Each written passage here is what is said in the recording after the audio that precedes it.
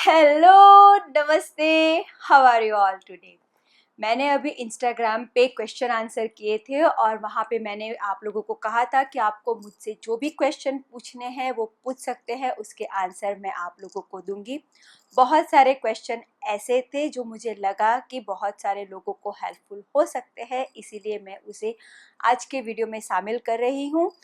Even मैंने यहाँ पे यूट्यूब में भी आप लोगों को पूछा था कि अगर आपके पास कोई सवाल है तो आप मुझे पूछ सकते हो। मैं अभी क्वेश्चन आंसर की वीडियोस बनाऊंगी, उसमें मैं आंसर करूंगी।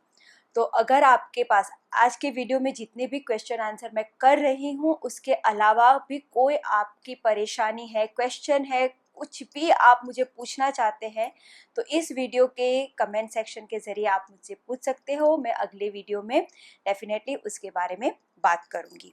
तो मैंने कुछ सवाल सेव करके रखे हैं मेरे फ़ोन के ऊपर और मैं उसके बारे में बात करूँगी। तो सबसे पहला सवाल ये है कि पेस्ट बनाने के बाद उसको ऐसे ही 2 दिन तक बंद बर्तन में रख दो तो कलर आता है। मैं कहूँगी कि ये बहुत बड़ा रिस्क है। मेहंदी जो है वो बहुत ही डेलिकेट चीज़ होती है। वो पाउडर फॉर्म में भी जब भी होती है उसको बहुत संभालना पड़ता है और एक बार भिगोने के बाद तो वो बहुत ही ज़्यादा डेलिकेट हो जाती है। तो हमेशा मैं अपने कस्टमर्स को बोलती हूँ कि अगर एक बार आप पैकेट खोल देते हो मेहंदी का तो उसको अच्छे से एयर टाइट सील करके फ्रीज़र में ही स्टोर करो, तो उसकी शेल्फ लाइफ जो है वो बढ़ जाएगी। अगर वो सनलाइट में खुली रहेगी तो उसका जो कलर देने का स्ट्रेंथ है वो कम हो जाता है। तो इसी तरह अगर आप भिगोने के बाद भी उसको बर्तन में ऐसे ही छोड़ देते हो तो जैसे जैसे समय पसार होता जाता है वैसे वैसे उसकी स्टेन कलर देने की जो स्ट्रेंथ है, जो शक्ति है वो घटती जाती है और हो सके कि 2-3 दिन के बाद वो बहुत ही हल्का सा कलर दे। तो इसीलिए डाई रिलीज़ का जो भी टाइम है आपके यहाँ, क्योंकि अगर दूसरा एक क्वेश्चन हमेशा पूछा जाता है कि डाई रिलीज़ कितने घंटे में होती है, तो जैसे मैं सिंगापुर में रहती हूँ, बहुत गर्मी होती है यहाँ पे, तो 4 से 6 घंटे में यहाँ पे डाई रिलीज़ हो जाती है। लेकिन वही मेहंदी, सेम ब्रांड की मेहंदी अगर आप कोई ठंडे प्रदेश में लेके जाओगे तो वहाँ पे 24 घंटे भी डाई रिलीज़ में लग सकते हैं। तो डाई रिलीज़ का जो प्रोसेस है, एक बार हो गया उसके बाद अगर आपकी मेहंदी वैसे ही पड़ी रहेगी तो उसका कलर बहुत ही कम आएगा। तो इसीलिए जैसे ही डाई रिलीज़ हो जाती है प्लीज़ या तो उसको कोन में भर के या तो कोई बड़ा वाला कैरेट बैग में या प्लास्टिक बैग में उसको भर के फ्रीज़र में स्टोर कर दीजिए, तभी वो लंबे समय तक अच्छी रहेगी।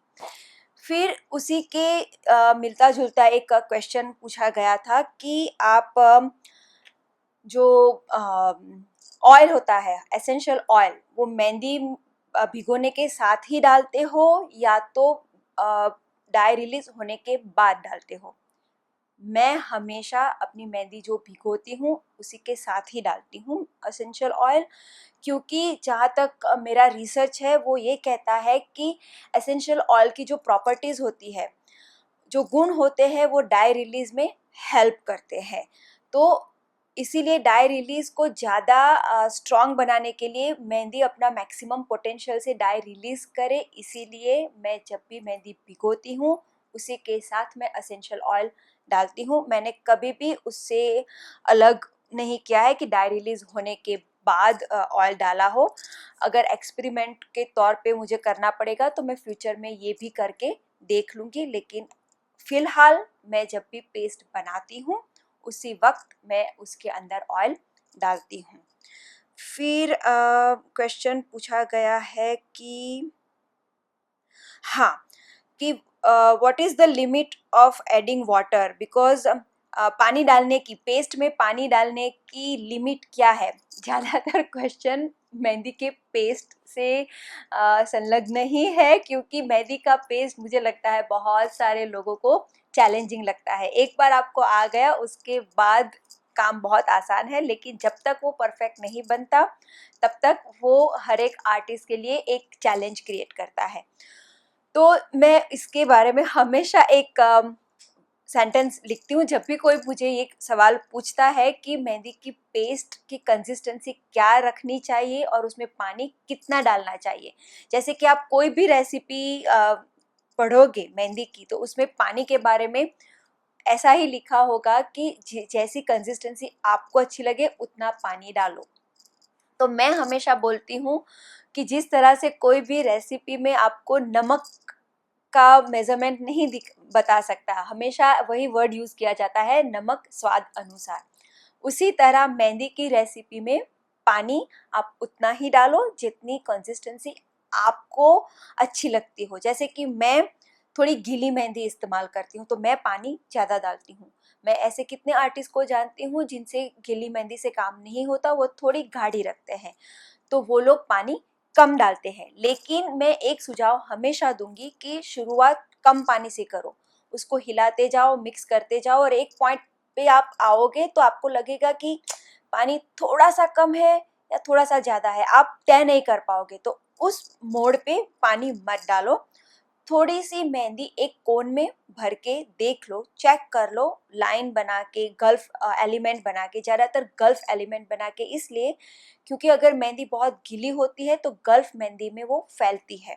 तो इसीलिए लाइन बना के, गल्फ एलिमेंट बना के आप उसकी कंसिस्टेंसी चेक कर लो, थोड़ी देर के लिए उसको छोड़ दो, परफेक्ट लगे उसके बाद ही आप या तो उसकी कंसिस्टेंसी को एडजस्ट करो या तो फिर ही उसको कोन में भरो। अगर आपने सारी मेहंदी कोन में भर दी, उसके बाद आपको लगा कि कंसिस्टेंसी रॉन्ग है, तो सारे कोन खाली करो। वो बहुत ही एक मैस हो जाता है, कोन भी बर्बाद होते हैं और आपकी बहुत सारी एनर्जी वेस्ट होती है। तो प्रोसीजर आप वही रखो कि अगर आप श्योर नहीं हो कि कंसिस्टेंसी कितनी होनी चाहिए, तो पहले एक छोटा सा कोन बना के कंसिस्टेंसी चेक कर लो, बाद में ही आप आगे बढ़ो। तो कोई भी आपको पूरे यकीन से ये नहीं बता पाएगा कि मेहंदी के पेस्ट में पानी कितना डालना चाहिए, क्योंकि कई बार ये होता है कि मेहंदी का पाउडर भी ऐसे आता है कि कोई पाउडर ज़्यादा पानी लेता है, उसको ज़्यादा पानी की ज़रूरत होती है, और कोई पाउडर ऐसा होता है कि कम पानी में भी वो गीलापन दिखाना शुरू कर देता है। तो इसलिए मैं हमेशा कम पानी से शुरुआत करती हूँ और धीरे धीरे बूंद बाय बूंद, मैं कई बार तो 1-1, 2-2 ड्रॉप्स डाल के कंसिस्टेंसी को सेट करती हूँ, क्योंकि एक बार गीली हो जाती है मेहंदी। कई बार ये मैसेज भी आते हैं कि मैडम हमारी मेहंदी गीली हो गई है, अब हम क्या करें।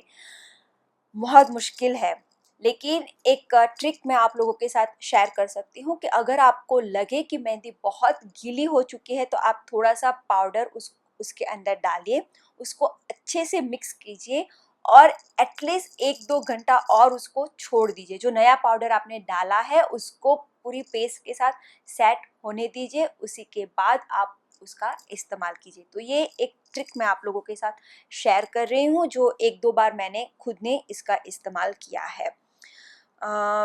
फिर एक सवाल है कि how do we tackle people who bargains on bridal non bridal mehndi.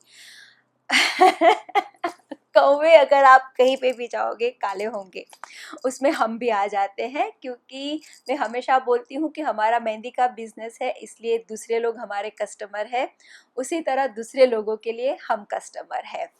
तो मैंने एक्चुअली एक वीडियो भी आप लोगों के लिए प्लान किया है, डिफरेंट टाइप्स ऑफ कस्टमर के प्रकार, और मैं बहुत जल्दी उसके बारे में बात करूँगी, वो वीडियो बनाऊँगी। अगर आप देखना चाहते हो, सुनना चाहते हो उसके बारे में, तो कमेंट के ज़रिए मुझे बताओ कि जी हाँ, आप इंटरेस्टेड है कि कस्टमर के क्या क्या प्रकार मैंने कैटेगराइज किए हैं।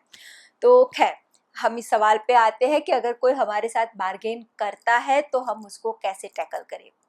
कई बार चैलेंजिंग हो जाता है। अगर आप नए आर्टिस्ट हैं तो फॉर श्योर एक तरफ आपको लगेगा कि अगर मैंने नहीं माना इन लोगों की बात, उसके प्राइस में मैंने नहीं दिया तो मुझे ये काम नहीं मिलेगा। वैसे भी मैं नई हूँ, कोई मुझे पहचानता नहीं है, तो जो दाम मिल जाए मैं काम करने के लिए तैयार हूँ। लेकिन ध्यान रखिए, आगे जाके यही कस्टमर आपके पोटेंशियल कायमी कस्टमर हो सकते हैं, और एक बार आपने कम दाम में काम करना शुरू कर दिया तो आगे जाके भी वो लोग आपको एक्सप्लॉइट कर सकते हैं। तो अगर कोई बहुत ज़्यादा बार्गेन करता है और आपको अपनी वर्थ मालूम है, कि जैसे मैं अपने बारे में बात करती हूँ, तो मुझे मालूम है कि मेरा इतना साल का एक्सपीरियंस है, मैं जो दाम लगा रही हूँ वो मेरा काम वो दाम बोलेगा। तो डेफ़िनेटली मैं इन लोगों को बहुत प्यार से मना कर देती हूँ कि जी नहीं, अगर आपका बजट है तो मैं आपके बजट में काम कर सकती हूँ, लेकिन डिज़ाइन थोड़ी-सी अलग होगी। अगर आपको यही डिज़ाइन चाहिए तो यही उसके दाम है, अगर आपके बजट में मुझे एडजस्ट करना है तो मैं डिज़ाइन में थोड़ा-सा एडजस्टमेंट कर दूँगी। तो आप इस तरह से अपने कस्टमर से बात कर सकते हो। जैसे कि अगर मैं ब्राइडल मेहंदी के इंडियन रुपीज़ में बात करूँ, तो अगर मैं 20,000 लेती हूँ ब्राइडल मेहंदी की, तो मैं उसमें बारीक काम, फिगर वर्क वगैरह देती हूँ। तो अगर कोई मुझे कहेगा कि नहीं 10,000 में काम कर दो, तो मैं उनको बोलूँगी कि फिर मेहंदी बारीक नहीं आएगी, थोड़ी मोटी आएगी, फ्लोरल वर्क आएगा और उसमें इतनी फिगर ड्राइंग तो बिल्कुल ही नहीं आएंगे। तो मैं इस तरह से उनसे बात करती हूँ। और अगर आपको अपने ओरिजिनल प्राइस में 10% तक, लाइक 10% तक आपको डिस्काउंट देना पड़े तो ठीक है। अगर आपको बिजनेस मिलता है तो ठीक है, अगर ज़्यादा बिजनेस मिलता है भी है आपको इस वजह से, तो 10% तक आप बार्गेन में जा सकते हैं। लेकिन आपको बहुत ही ओवर लिवरेज, लाइक बहुत ही मुफ्त के दाम में कोई काम करने को बोले, तो एटलीस्ट अपनी खुद की रिस्पेक्ट करके भी आप उनको सॉरी बोल सकते हो। तो क्योंकि तब सामने वाला भी समझ जाएगा कि नहीं, आप अपने काम को जानते हो, इसीलिए आप बार्गेन नहीं कर रहे हो। वरना आप हाँ हाँ हाँ करते जाओगे, देते जाओगे, तो फिर वो कभी मुकाम नहीं आएगा जब आप जो भी दाम मांगोगे और वो लोग आपको पे करेंगे। तो ये मेरा टेक है।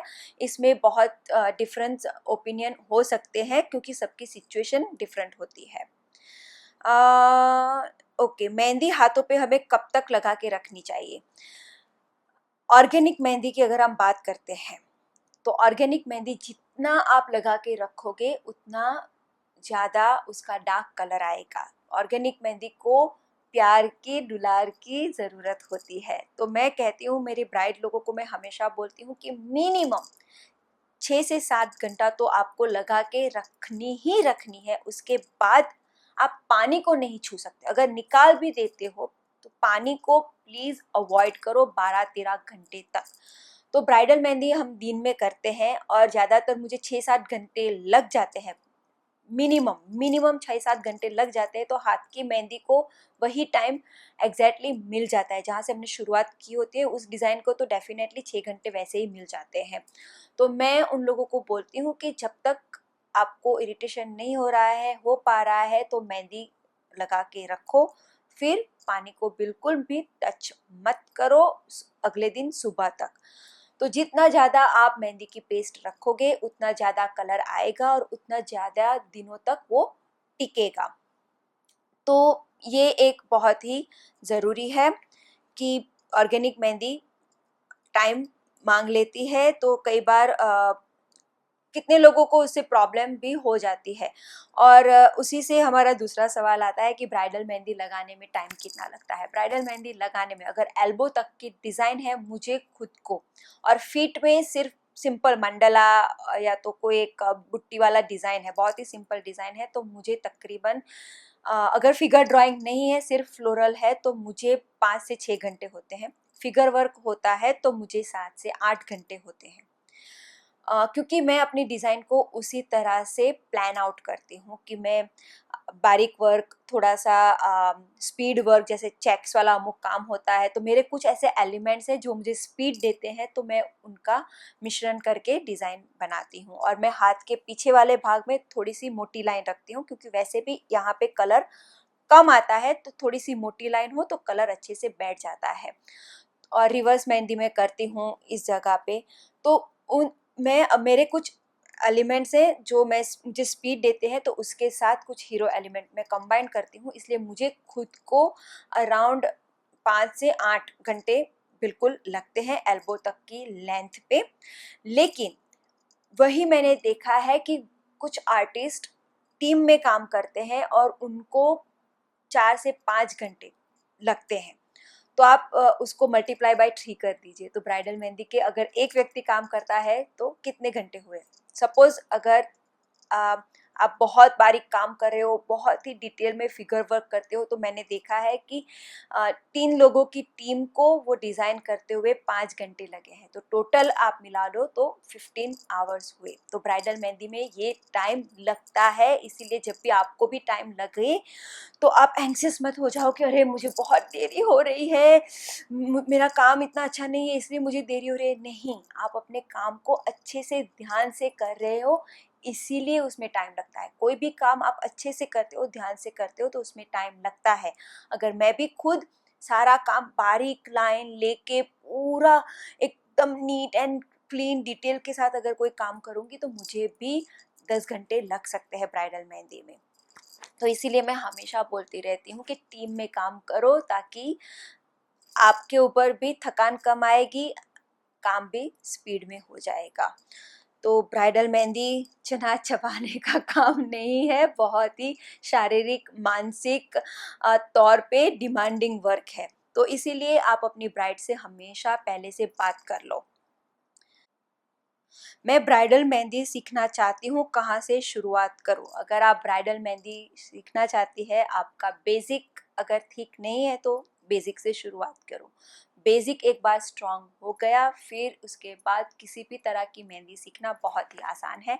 और अगर आप खुद से स्पीड में नहीं सीख पा रहे हो, क्योंकि सेल्फ लर्निंग खुद से सीखना हर एक के बस की बात नहीं होती, तो मैं इसीलिए बहुत सारे मेरे व्यूवर्स जब मुझे पूछते हैं तो मैं उनको बोलती हूँ कि अगर आपके एरिया में कोई अच्छे टीचर्स सिखा रहे हैं तो पर्सनली जाके आप सीख लीजिए, क्योंकि उनका सिखाने का तरीका ऐसा होता है कि लिमिटेड सेट्स ऑफ डिज़ाइन उनके पास होती है जो चल रही है, वो आपको एग्जैक्टली वो सिखा देंगे।